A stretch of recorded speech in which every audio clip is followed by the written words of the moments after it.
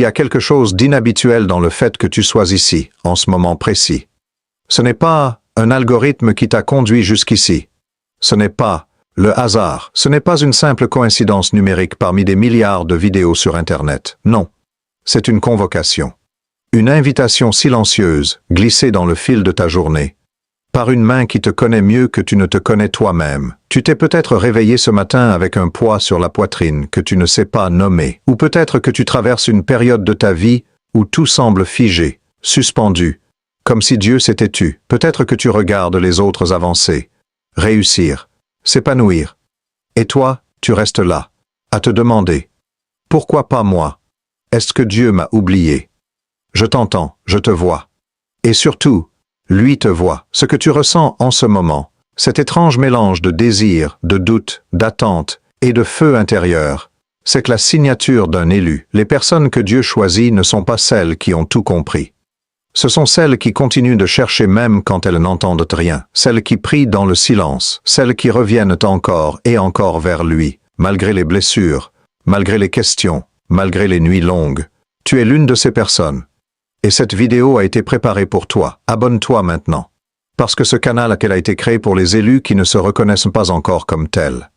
Chaque semaine, Dieu dépose ici une parole calibrée pour ceux qui sont appelés à s'élever. Active la cloche. Tu ne veux manquer aucun message qui t'est destiné. Écris « Je suis prêt » et dans les commentaires si tu acceptes de recevoir ce que Dieu a préparé pour toi aujourd'hui. Dans cette vidéo, nous allons traverser ensemble 10 révélations que Dieu veut te faire sur ton plan secret. Ce plan qu'il a tracé pour toi avant même que tu naisses. Nous allons briser les scellés du doute, de la honte, du retard et de la comparaison. Et tu repartiras d'ici avec une certitude gravée dans ton esprit. Ta vie n'est pas un accident, tu n'es pas une erreur. Tu es un élu et en marche vers ta destination divine. Reste jusqu'à la fin. Chaque partie de cette vidéo est une clé. Et ces clés s'emboîtent les unes dans les autres pour ouvrir la porte que tu cherches depuis longtemps. Que le Saint-Esprit parle à ton cœur dès maintenant. Que chaque mot que tu entendras soit comme de l'eau sur une terre assoiffée. Et que tu repartes d'ici transformé, avec une vision plus claire, une foi plus forte et une paix que le monde ne peut pas te donner. C'est parti, tu n'es pas différent et par accident. L'appel de l'élu.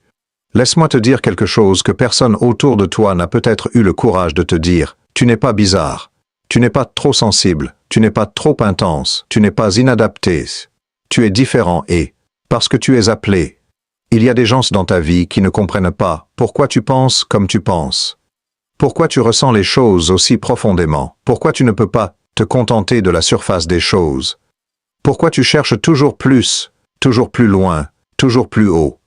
Pourquoi tu te poses des questions que les autres ne semblent pas se poser? Pourquoi la foi, Dieu, la prière, l'invisible, tout cela occupe autant de place dans ta vie? Ils te regardent parfois avec étonnement, parfois avec moquerie, parfois avec une pointe d'incompréhension bienveillante. Et toi, tu as peut-être appris à te taire, à cacher ce que tu es vraiment, à faire semblant d'être normal, pour ne pas faire peur, pour ne pas déranger, pour ne pas attirer les regards. Mais laisse-moi te dire ce que Dieu te dit aujourd'hui. Cesse de te diminuer. Dans la Bible, les hommes et les femmes que Dieu a choisis étaient toujours, sans exception, des personnes qui ne rentraient pas dans le moule. Moïse avait un trouble de la parole. Et Dieu l'a envoyé parler devant Pharaon. David était le plus petit de ses frères. Et Dieu l'a oint roi. Ruth était une étrangère, une veuve sans ressources. Et Dieu l'a placée dans la lignée du Messie. Esther était une orpheline. Et Dieu l'a mise sur un trône pour sauver tout un peuple. Jérémie se croyait trop jeune.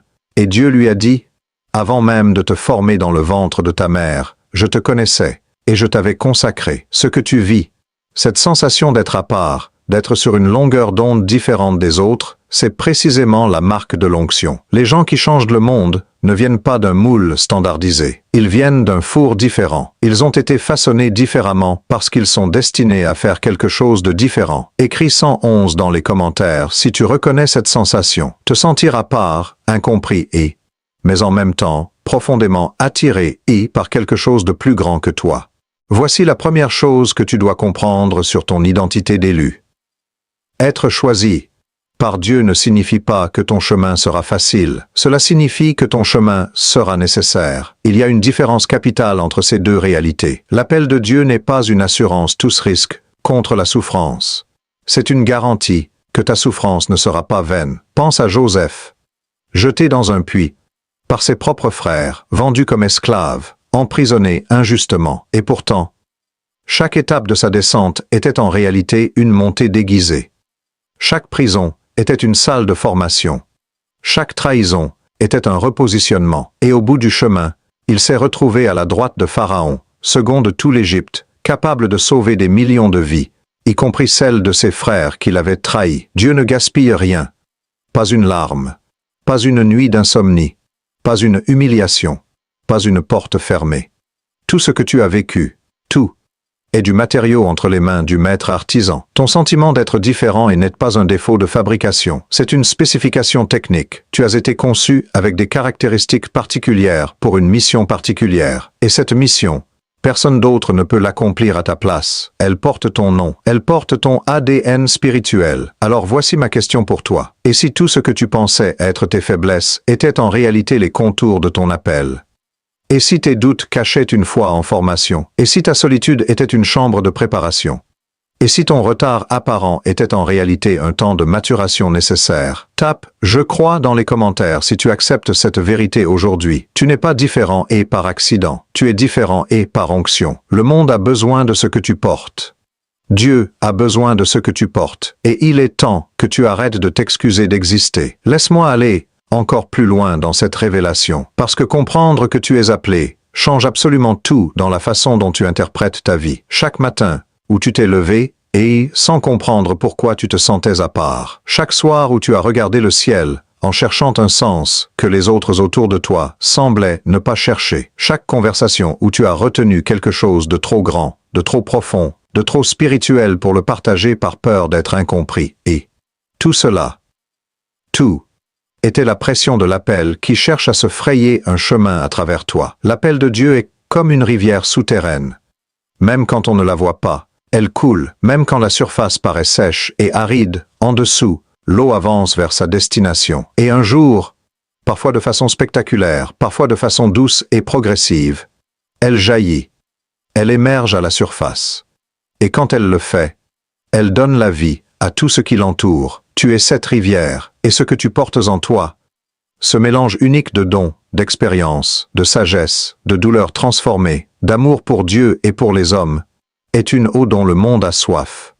Une eau que toi seul ne peux distribuer de la façon dont Dieu l'a prévue. Il y a une parole dans Romains 8 qui dit que la création tout entière gémit et souffre les douleurs de l'enfantement. Elle attend la manifestation des fils et filles de Dieu. Elle attend que les élus prennent leur place. Elle attend que tu deviennes pleinement ce que tu es appelé et à être. Le monde a besoin que tu te lèves, pas quelqu'un d'autre à ta place. Toi. Alors voici ma question prophétique pour toi aujourd'hui. Qu'est-ce que tu attends? Quelle peur, quelle hésitation, quelle voix intérieure te retient encore? Quelle permission cherches-tu encore? La seule permission dont tu aies besoin, tu l'as déjà reçue, au moment où Dieu t'a créé, et t'a mise sur cette terre avec un dessein précis. Lève-toi, prends ta place. Ta saison commence maintenant. Le plan secret de Dieu, ce qui a toujours été écrit pour. Avant la fondation du monde, il y avait un livre que tu n'as jamais lu, mais qui contient chaque détail de ta vie, chaque chapitre, chaque tournant, chaque promesse, chaque victoire. Ce livre, c'est le livre de ton destin. Et c'est Dieu lui-même qui l'a écrit. Le psaume 139 dit ceci. Tes yeux voyaient mon embryon. Sur ton livre étaient inscrits tous mes jours, avant qu'aucun d'eux existât, avant que tu pousses ton minet à ton premier cri, avant que ta mère te tienne dans ses bras, avant que ton prénom soit choisi. Dieu avait déjà tout écrit, tout planifié, tout ordonné. Ce n'est pas une métaphore poétique. C'est une réalité prophétique. Il existe un plan pour ta vie, précis, détaillé, parfait. Et ce plan n'a pas été mis en pause à cause de tes erreurs. Il n'a pas été annulé à cause de tes péchés. Il n'a pas été reporté à cause de tes retards. Ce plan existe. Il est vivant et Dieu est en train de le déployer en ce moment même. Pendant que tu regardes cette vidéo, écris 777 dans les commentaires pour briser le sceau du doute sur ton destin. Écris-le maintenant et regarde ce que Dieu va faire dans ta vie cette semaine. Mais voici la question que beaucoup se posent. Si Dieu a un plan pour moi, Pourquoi est-ce que je ne le vois pas? Pourquoi est-ce que je me sens perdu? Pourquoi est-ce que je fais les mauvais choix, prends les mauvaises directions, arrive dans des impasses? La réponse était dans une vérité que peu de prédicateurs osent dire clairement. Le plan de Dieu ne t'est pas toujours révélé en entier dès le départ. Parce que si tu voyais toute l'étendue de ce qu'il a préparé pour toi, tu tomberais à genoux, sous le poids de la gloire.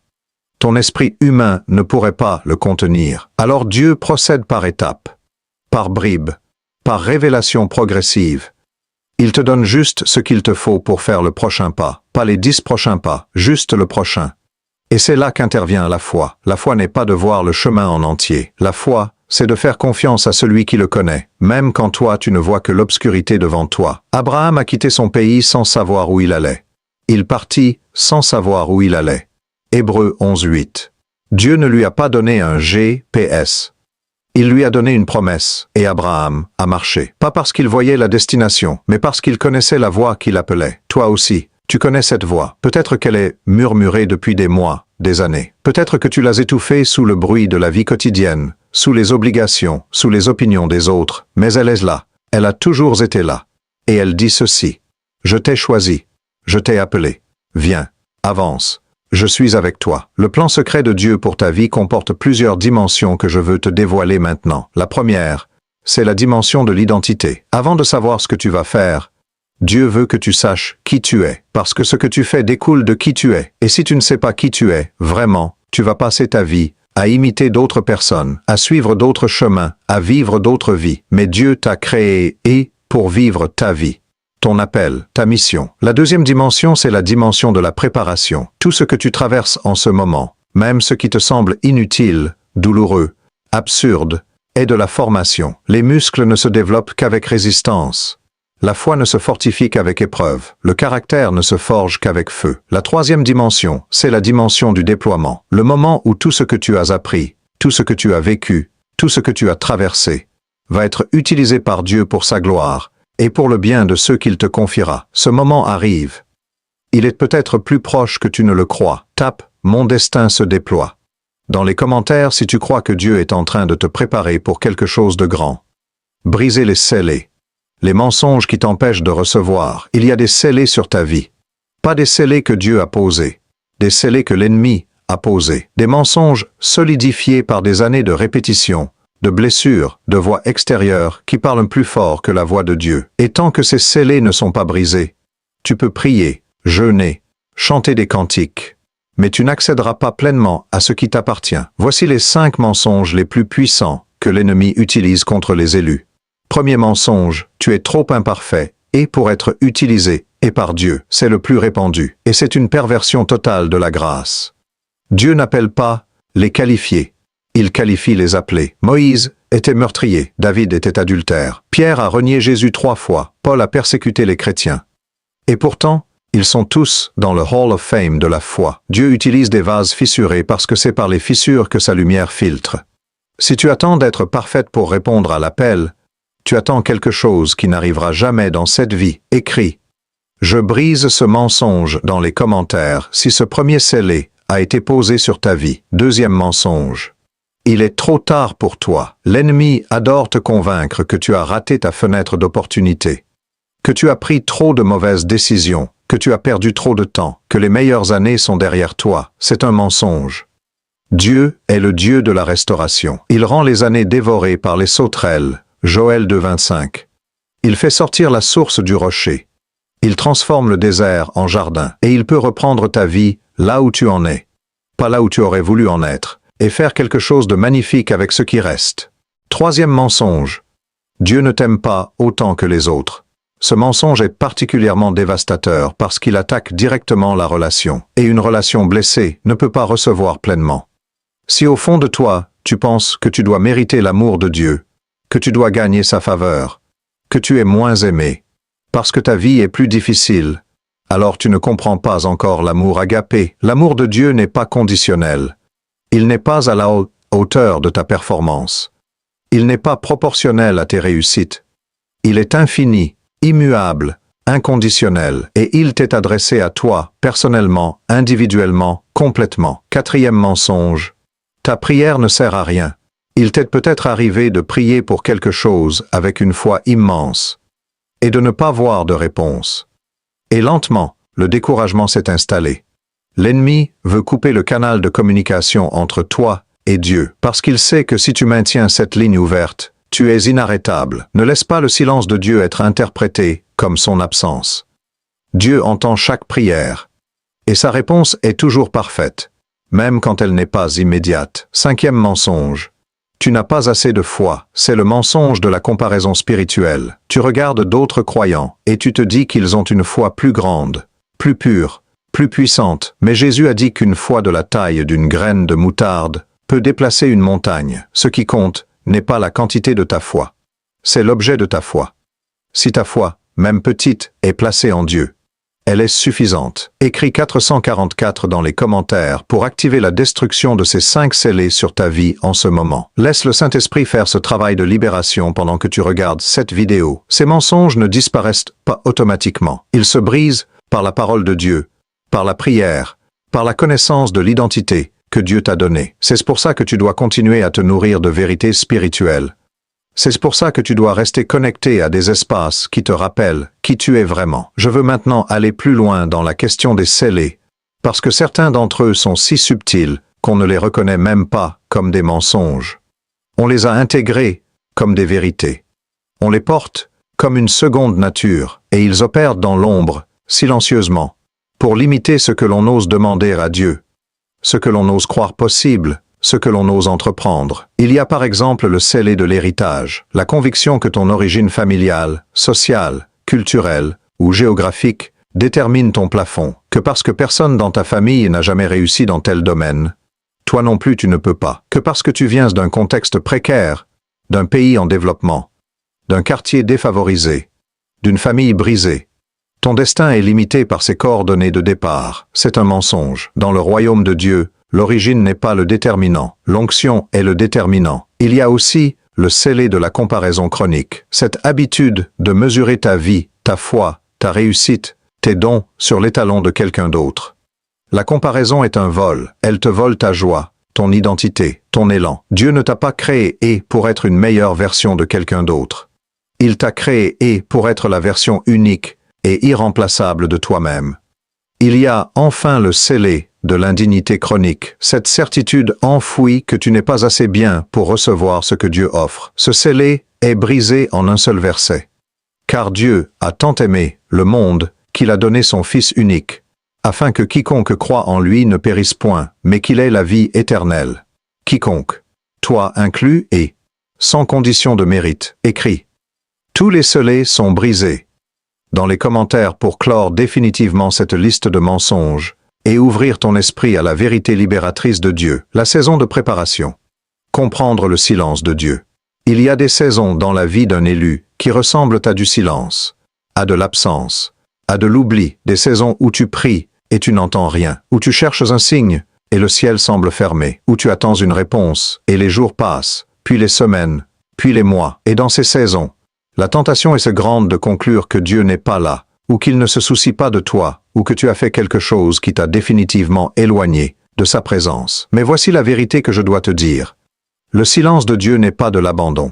C'est de la préparation. Dans l'histoire de Lazare, il est dit que Jésus aimait Lazare, Marie et Marthe. Et pourtant, quand Lazare est tombé malade, Jésus n'est pas venu immédiatement. Il a attendu. Lazare est mort. Les sœurs ont pleuré. Mais Jésus a attendu encore 2 jours. Et quand il est finalement arrivé, Lazare était dans le tombeau depuis 4 jours. Pourquoi ce délai? Parce que ressusciter un homme au bout de 4 jours était un miracle plus grand et plus convaincant que de le guérir quand il était encore malade. Jésus a laissé la situation atteindre un point d'impossibilité humaine totale pour que ce qui allait suivre soit indéniablement surnaturel. Dieu travaille souvent dans le tombeau, dans ce qui semble mort, dans ce qui semble irrémédiable, dans ce qui semble perdu, et il choisit de frapper là où personne d'autre ne peut frapper. Pour que sa gloire soit absolument incontestable, ton tombeau actuel, cette situation qui semble sans issue, cette relation brisée, cette carrière bloquée, ce rêve enterré, cette santé ébranlée, n'est peut-être pas la fin, c'est peut-être le décor choisi par Dieu pour le plus grand miracle de ta vie. Écris. Ressuscite ma vie. dans les commentaires si tu crois que Dieu peut transformer ton tombeau en lieu de résurrection. La saison de préparation a des caractéristiques particulières. La première, c'est l'isolement. Dieu isole souvent ses élus avant de les déployer. Moïse a passé 40 ans dans le désert avant d'être envoyé en Égypte. Jésus a passé 40 jours dans le désert avant de commencer son ministère. Paul est allé en Arabie pendant 3 ans après sa conversion avant de commencer à prêcher. L'isolement n'est pas un rejet, c'est une chambre de formation où Dieu peut travailler sur toi sans les distractions extérieures. La deuxième caractéristique, c'est le dépouillement. Dans les saisons de préparation, Dieu enlève souvent des choses, des personnes, des situations, des certitudes, des conforts, qui t'empêchaient de le chercher vraiment, pas parce qu'il est cruel, mais parce qu'il veut être ta seule source. Et tant que tu as d'autres sources de sécurité, tu ne le chercheras jamais avec toute ton âme. La troisième caractéristique, c'est l'obscurité spirituelle. Il y a des moments dans la préparation où tu ne ressens rien, aucune émotion, aucun signe, aucune confirmation. C'est ce que les mystiques appelaient la nuit obscure de l'âme. Et c'est paradoxalement l'une des phases les plus importantes de la croissance spirituelle, parce que c'est là que tu apprends à marcher par la foi et non par la vue. C'est là que ta foi cesse d'être émotionnelle pour devenir enracinée. C'est là que tu passes du niveau de la sentimentalité religieuse au niveau de la conviction inébranlable. Ne fuis pas la saison de préparation. Travaille avec elle. Laisse-la faire ce qu'elle est censée faire. Pose-toi la question. Qu'est-ce que Dieu veut me former pendant cette période ? Et coopère avec le processus, parce que la durée de ta préparation est souvent proportionnelle à la grandeur de ce pourquoi tu es préparé. Une dernière chose sur cette saison de préparation. Elle a une fin, toute nuit a une aube, tout hiver a un printemps, tout tombeau a une pierre qui peut être roulée, et Dieu connaît l'heure exacte où ta saison de préparation se terminera, et où ta saison de déploiement commencera. Tu n'as pas à trouver cette heure. Tu as juste à rester fidèle jusqu'à ce qu'elle arrive, les signes que tu es sur le point de percer. Reconnaître le kairos. Il y a 2 types de temps dans la Bible, le chronos, le temps chronologique, linéaire, mesurable par les horloges et les calendriers, et le kairos, le temps de Dieu, le moment opportun, l'instant divin, chargé de possibilités. Et je veux te dire aujourd'hui que tu es peut-être à l'entrée d'un kairos, un moment pivot. Un tournant de ta vie qui va tout changer. Comment reconnaître le kairos? Il y a des signes. Et beaucoup de ces signes, tu es peut-être en train de les vivre en ce moment même. Premier signe, une intensification des épreuves juste avant la percée. Dans le monde naturel, la nuit est toujours plus sombre, juste avant l'aube. De la même façon, dans le monde spirituel, les attaques de l'ennemi s'intensifient souvent, juste avant une promotion divine. Si tu traverses une période particulièrement difficile en ce moment, si tu te sens attaqué et de toutes parts, si les obstacles semblent se multiplier, si tu te demandes si tu vas tenir, ça pourrait être le signe que quelque chose de grand est sur le point de se manifester. Écris 888 dans les commentaires si tu sens que tu es à un tournant de ta vie. Deuxième signe. Une fin spirituelle inhabituellement intense. Quand Dieu est sur le point d'agir dans la vie d'un élu, il crée d'abord un appétit, une soif de sa présence, un désir de sa parole, une sensation que les choses ordinaires de la vie ne suffisent plus, que tu as besoin de quelque chose de plus profond, de plus réel, de plus puissant. Si tu ressens en ce moment une faim spirituelle que tu n'arrives pas à satisfaire, c'est Dieu qui prépare le terrain pour remplir ce vide avec sa gloire. Troisième signe, des prophéties ou des paroles qui reviennent avec insistance. Des paroles que quelqu'un t'a dites il y a des années et qui te reviennent maintenant. Des versets bibliques que tu lis et qui semblent écrits directement pour ta situation. Des rêves récurrents, des impressions persistantes dans ton cœur. Dieu parle de multiples façons. Et quand il répète, c'est qu'il veut s'assurer que tu as entendu. Quatrième signe. Une purification intérieure intense. Avant de t'envoyer dans ta destinée, Dieu travaille sur ton caractère, et ce travail peut être douloureux. Il fait remonter à la surface des choses que tu préférerais garder enterrées, des rancœurs, des peurs, des faux attachements, des zones d'orgueil, des zones de honte. Ne résiste pas à ce travail de purification. C'est une bénédiction déguisée, c'est le nettoyage du vase, avant de le remplir. Cinquième signe. Une clarté progressive sur ta mission. Peut-être que tu commences à voir plus clairement ce pourquoi tu es fait. Peut-être que certaines portes se ferment et d'autres s'ouvrent. Peut-être que certaines relations se terminent et que de nouvelles, plus alignées avec ton destin, commencent à se tisser. Cette clarté progressive est Dieu qui te guide pas à pas vers ta destination. Sixième signe. Une paix inexplicable au milieu du chaos. L'un des signes les plus surprenants de l'action de Dieu, c'est une paix qui dépasse toute compréhension, même au milieu de circonstances qui justifieraient l'anxiété totale. C'est que la paix dont parle Paul dans Philippiens 4, pas l'absence de problèmes, mais la présence de Dieu au milieu des problèmes. Si tu ressens cette paix en ce moment, c'est le Saint-Esprit qui te dit « Je suis là, je tiens tout, fais confiance ».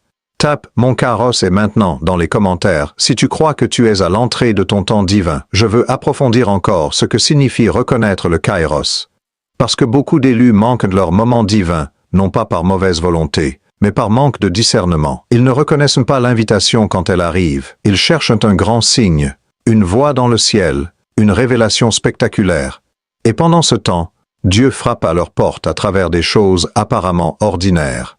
Le Kairos arrive souvent déguisé. Il se déguise en rencontre fortuite, en livre qui tombe entre les mains au bon moment, en parole d'un inconnu qui résonne comme une prophétie, en rêve récurrent qui revient avec insistance, en intuition persistante qui refuse de s'éteindre malgré toutes les raisons rationnelles de l'ignorer. Il y a aussi une dimension de courage dans la reconnaissance du Kairos, parce que souvent, le moment divin nous demande d'agir, de prendre une décision difficile, de faire un pas de foi dans l'inconnu, de lâcher une sécurité pour saisir une promesse. Moïse a dû frapper le sol avec son bâton avant que la mer se divise. Il a frappé. Et puis la mer s'est divisée. Si tu attends que la mer se divise avant de frapper, tu attendras éternellement. Frappe d'abord. Agis sur ce que tu sais, et regarde Dieu faire ce que tu ne peux pas faire. Tape « Je suis prêt et à agir » dans les commentaires si tu acceptes d'être un élu et qui agit dans son Kairos, même sans avoir toutes les garanties en main. L'appel à monter plus haut, approfondir ta relation avec Dieu. Je veux te parler maintenant de quelque chose que beaucoup de croyants évitent soigneusement, parce que ça dérange, ça exige, ça challenge. Je veux te parler de l'appel à monter plus haut dans ta relation avec Dieu. Pas juste à améliorer ta vie, pas juste à recevoir des bénédictions, mais à entrer dans une dimension plus profonde, plus intime, plus transformante de la présence divine. Il y a des niveaux dans la relation avec Dieu, et beaucoup de chrétiens restent bloqués au niveau de l'entrée. Ils ont accepté Jésus, ils vont à l'église, ils prient de temps en temps, mais ils n'ont jamais vraiment pénétré dans les chambres intérieures. Ils connaissent Dieu de façon théorique, ils savent beaucoup de choses sur lui, mais est-ce qu'ils le connaissent vraiment, personnellement, intimement?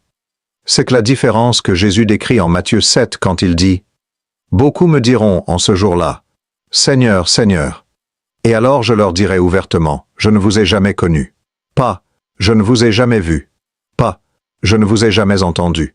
Mais je ne vous ai jamais connu. » La connaissance intime, la relation réelle, le cœur à cœur, écrit plus profond dans les commentaires si tu veux aller plus loin dans ta relation avec Dieu, si tu veux cesser de le connaître de l'extérieur et commencer à le connaître de l'intérieur. Voici les clés pour monter plus haut dans cette relation. La première clé, c'est la prière contemplative, pas juste la prière de demande, pas juste la liste de requêtes que tu présentes à Dieu, mais la prière de présence, rester devant lui en silence, le laisser parler, écouter. Attendre. Cette prière-là est inconfortable au début parce qu'on n'est pas habitué au silence. On vit dans un monde de bruit constant. Mais c'est dans le silence que Dieu parle.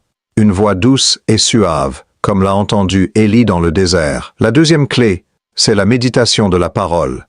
Pas juste lire la Bible comme un devoir religieux, mais s'asseoir avec un verset, le tourner et le retourner dans son cœur. Se demander ce que Dieu veut te dire personnellement à travers ces mots. Laisser la parole t'interroger, te défier, te transformer. Ta parole est une lampe à mes pieds, une lumière sur mon sentier. La troisième clé, c'est le jeûne. Je sais que pour certains, c'est un sujet difficile, mais le jeûne, qu'il soit de nourriture, de réseaux sociaux, de divertissement, est une des pratiques spirituelles les plus puissantes qui existent. Il dit à Dieu, « Toi seul suffis. J'ai plus faim de toi que de tout ce que le monde peut m'offrir. » Et il crée un espace intérieur que Dieu vient remplir de façon extraordinaire. La quatrième clé, c'est la communauté spirituelle. Personne ne monte seul, et les élus de Dieu ont toujours eu des compagnons de route, des frères et sœurs spirituels, des mentors, des intercesseurs. Si tu es isolé spirituellement, cherche ta tribu, les gens qui te poussent vers Dieu, pas qui t'en éloignent, les gens qui prient avec toi, qui croient avec toi, qui courent avec toi. La cinquième clé, c'est l'obéissance. La relation avec Dieu ne se développe pas dans la désobéissance. Si Dieu t'a demandé de faire quelque chose, de partir, de revenir, de pardonner, de donner, de te lever, de t'arrêter, et que tu ne l'as pas encore fait, c'est peut-être ce qui bloque ta montée. L'obéissance est la porte de l'intimité. Celui qui a mes commandements et qui les garde, c'est celui qui m'aime. Et celui qui m'aime sera aimé de mon Père. Je l'aimerai, et je me ferai connaître à lui. Tape 999 dans les commentaires pour te positionner pour une montée spirituelle en ce moment, pour dire à Dieu, je veux plus, je veux toi, je veux l'intimité. Je ne me contente plus de la surface. Monter plus haut avec Dieu est le plus grand investissement que tu puisses faire dans ta vie. Pas parce que ça te donnera plus de bénédictions matérielles, même si ça peut t'arriver, mais parce que c'est là que tu trouveras la paix que tu cherches, la clarté que tu désires, la force dont tu as besoin et la joie que le monde ne peut pas te donner. Tu es vu, connu, choisi. L'amour personnel de Dieu. Je veux m'arrêter ici et te dire quelque chose que tu dois entendre au fond de ton âme. Pas juste avec tes oreilles, pas juste avec ton intellect, mais avec la partie la plus profonde de toi-même, là où tu gardes tes peurs les plus secrètes et tes espoirs les plus fragiles. Tu es vu, tu es connu, tu es choisi, pas parce que tu es parfaite, pas parce que tu as tout réussi, pas parce que tu mérites quoi que ce soit, mais parce que Dieu a décidé de t'aimer. Et sa décision est souveraine, irréversible, inaltérable. Pense au moment où Jésus a rencontré la femme samaritaine au puits. Une femme qui avait eu 5 maris, qui vivait avec un homme qui n'était pas son mari, qui appartenait à un peuple méprisé, qui était venu chercher de l'eau seule, au milieu de la journée, l'heure où personne d'autre ne venait, probablement pour éviter les regards et les jugements des autres femmes du village. Elle était habituée à être invisible, habituée à être jugée, habituée à se cacher, et Jésus s'est assis et lui a parlé, pas pour la condamner, mais pour lui révéler ce qu'il voyait en elle, ce qu'il voyait dans sa vie, ce qu'il voyait dans son avenir, et à la fin de cette conversation, cette femme est retournée en courant dans son village. Cette femme qui se cachait, et elle a dit à tout le monde, « Venez voir un homme qui m'a dit tout ce que j'ai fait. » Jésus l'avait vu, vraiment vu. Pas juste son apparence, pas juste ses erreurs, mais elle, son âme, sa douleur, sa valeur, son potentiel. Et il te voit de la même façon en ce moment. Pendant que tu regardes cette vidéo, il voit tes douleurs cachées, tes hontes enfouies, tes rêves que tu n'oses plus mentionner à personne parce qu'ils ont été moqués ou blessés trop de fois, tes questions que tu gardes pour toi, tes larmes de nuit, tes combats intérieurs que personne autour de toi ne soupçonne vraiment. Il voit tout. Et il t'aime quand même. Pas malgré tout ça. Avec tout ça. Dans tout ça. À travers tout ça. Écris « Tu me vois » dans les commentaires si tu as besoin de recevoir cette vérité aujourd'hui. Si tu as besoin de sentir le regard de Dieu sur ta vie. Un regard qui ne juge pas, mais qui restaure. Être connu et de Dieu, c'est peut-être l'une des expériences les plus bouleversantes qui puissent exister. Parce que dans notre monde humain, être vraiment connu représente un risque énorme. Quand tu te montres vraiment, avec tes forces et tes faiblesses, avec tes lumières et tes zones d'ombre, tu risques d'être rejeté. Et à force d'être blessé, beaucoup d'entre nous ont appris à se montrer seulement en partie, à jouer un personnage, à présenter une version filtrée et acceptable de soi-même. Mais avec Dieu, il n'y a pas de filtre possible. Il te connaît jusqu'au bout. Il connaît ta pensée avant que tu la formules. Il compte les cheveux de ta tête. Il connaît les mots avant qu'ils soient sur ta langue. Il voit le fond de ton cœur, avec tout ce qu'il y a de beau et de moins beau. Et malgré cette connaissance totale, à cause de cette connaissance totale, son amour ne diminue pas. Il reste entier, parfait, inconditionnel. Tu es choisi, pas par défaut, pas faute de mieux, mais délibérément, avec intention, avec joie. Dieu t'a regardé, et dans l'éternité, et il a dit, « Celui-là, celle-là, je les veux dans mon équipe. » Et cette décision, rien, ni personne ne peut la défaire. Tape. Je reçois cet amour dans les commentaires. Laisse ces mots être une déclaration, un acte de foi, une ouverture de cœur pour recevoir ce que Dieu t'offre gratuitement, complètement, définitivement. Je veux compléter cette révélation par quelque chose qui touche au cœur de beaucoup de croyants. La question de la prière non exaucée et de ce que cela dit de l'amour de Dieu. Il y a des prières que tu as faites avec une foi sincère. Des prières pour une guérison qui n'est pas venue. Pour une relation qui ne s'est pas restaurée. Pour un emploi qui n'a pas été obtenu, pour un enfant qui n'a pas changé. Et quelque part dans les recoins de ton cœur, tu t'es peut-être demandé, si Dieu m'aimait vraiment, n'aurait-il pas répondu différemment? La prière non exaucée, du moins de la façon dont tu l'espérais, ne prouve pas l'absence d'amour de Dieu. Elle témoigne de sa souveraineté. Il y a des choses que Dieu voit que tu ne vois pas. Paul a prié 3 fois pour que l'écharde dans sa chair soit retirée. Et Dieu a dit non, mais il a dit aussi, « Ma grâce te suffit, car ma puissance s'accomplit dans la faiblesse. » La prière non exaucée de Paul a produit l'une des vérités les plus profondes de toute la théologie chrétienne. Tes prières qui semblent sans réponse ne sont pas ignorées. Elles sont tenues, elles sont travaillées. Fais confiance à son amour même dans les silences. Surtout dans les silences. Écris. Je fais confiance, même dans le silence, dans les commentaires pour sceller cette révélation dans ton cœur. Les injonctions spirituelles, activer ce qui t'appartient. Il y a une puissance dans la confession, dans le fait de mettre des mots sur ce que tu crois, dans le fait de prononcer ce que tu reçois. La mort et la vie sont au pouvoir de la langue, dit Proverbe 18-21, et tu seras justifié par tes paroles.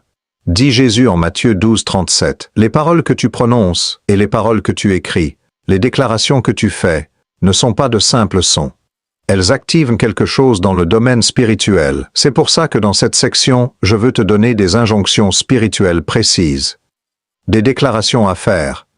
Des mots à écrire. Pas par superstition, pas par magie, mais parce que ta bouche est un instrument de décret spirituel et qu'il est temps que tu l'utilises consciemment pour activer ce qui t'appartient dans le royaume de Dieu. Première injonction. Écris. J'active ma destinée dans les commentaires pour décréter que le plan de Dieu pour ta vie est vivant, actif, en mouvement, que les retards sont terminés, que les blocages sont levés, que ce qui était figé recommence à couler. Deuxième injonction. Écris, je romps avec la médiocrité pour décréter que tu n'acceptes plus de vivre en dessous de ce pourquoi tu as été créé. Que tu refuses le plafond que les circonstances, les gens ou ta propre peur ont installé au-dessus de ta tête. Troisième injonction. Écris, ma famille est protégée, pour placer un sceau de protection divine sur ta famille, sur tes enfants, tes parents, tes frères et sœurs, ton conjoint, pour décréter que la grâce de Dieu s'étend à travers toi, sur tous ceux que tu aimes. Quatrième injonction. Écris, mon délai se transforme en divin timing, pour refuser la frustration du retard apparent et embrasser la confiance dans la perfection du calendrier de Dieu. Ce qui semble en retard selon le chronos humain est parfaitement à l'heure selon le kairos divin. Cinquième injonction. Écris, je reçois l'enveloppe pour recevoir le paquet de bénédictions, d'onction, de grâce et de révélation que Dieu a préparé pour toi et qui t'attend depuis longtemps. Sixième injonction. Écris, ma prière monte comme de l'encens. Pour décréter que ta prière n'est pas bloquée, qu'elle n'est pas vaine, qu'elle monte devant le trône de Dieu et qu'elle produit des effets réels dans les royaumes invisibles. Maintenant, je veux te parler d'une vérité sur les injonctions spirituelles que peu de gens comprennent. Quand tu fais ces déclarations, tu n'es pas en train de convaincre Dieu. Il n'a pas besoin d'être convaincu. Tu es en train de t'aligner toi-même avec sa volonté. Tu es en train d'ouvrir ton canal de réception. Tu es en train de positionner ton esprit, ton âme et ton corps pour recevoir ce qu'il a déjà préparé. C'est comme une antenne, le signal est déjà émis. La question n'est pas de savoir si Dieu envoie, la question est de savoir si ton antenne est bien positionnée pour recevoir. Et les déclarations, la confession de foi, les actes d'alignement spirituel, tout cela repositionne ton antenne. Tape. Mon antenne est calibrée dans les commentaires. Et maintenant prépare-toi parce que dans les prochaines sections, nous allons aller encore plus loin dans la révélation de ton destin. Septième injonction. Écris. Je brise toute malédiction générationnelle pour décréter que les schémas négatifs qui se répètent dans ta lignée familiale, les schémas de pauvreté, de maladie, de trahison, d'abandon, de honte, s'arrêtent avec toi. Que tu es le point de bascule dans ta famille. Que la bénédiction commence avec toi et coule vers toutes les générations qui suivront. Huitième injonction. Écris. Mon esprit est ouvert à la révélation pour décréter que Dieu peut te faire confiance avec ses secrets. Que tu es prêt et à recevoir la sagesse, la connaissance et la compréhension dont tu as besoin pour marcher dans ta destinée. Que ton esprit est un sol fertile prêt à recevoir la semence de la parole de Dieu. Ces injonctions ne sont pas des formules magiques, elles sont des actes de foi, elles sont des alignements. Et chaque fois que tu les fais avec sincérité et croyance, tu te rapproches un peu plus de la version de toi-même que Dieu a imaginé. Les obstacles divins, tout ce qui t'a brisé t'a en réalité formé. Voici une vérité qui peut être difficile à entendre, mais qui est absolument transformatrice. Quand on l'embrasse vraiment, dans la vie d'un élu, rien n'est du gaspillage, pas une seule épreuve, pas un seul échec, pas une seule humiliation, pas une seule trahison, pas une seule perte. Tout a été utilisé, est utilisé, ou sera utilisé par Dieu pour accomplir son plan dans ta vie. Je sais que ça peut sembler une parole facile à dire quand on est en dehors de la souffrance, mais je veux te montrer comment ce principe fonctionne dans la réalité, avec des exemples concrets. Pense à ta blessure la plus profonde, cette chose que quelqu'un t'a faite ou qui t'est arrivée et qui t'a marqué, et pour la vie. Cette blessure spécifique, est en train de former en toi une capacité de compassion, de compréhension, d'empathie que tu ne pourrais pas avoir autrement. Et un jour, quelqu'un viendra vers toi avec exactement cette même blessure. Et toi, tu seras la seule personne dans la pièce à vraiment comprendre ce qu'il ou elle ressent.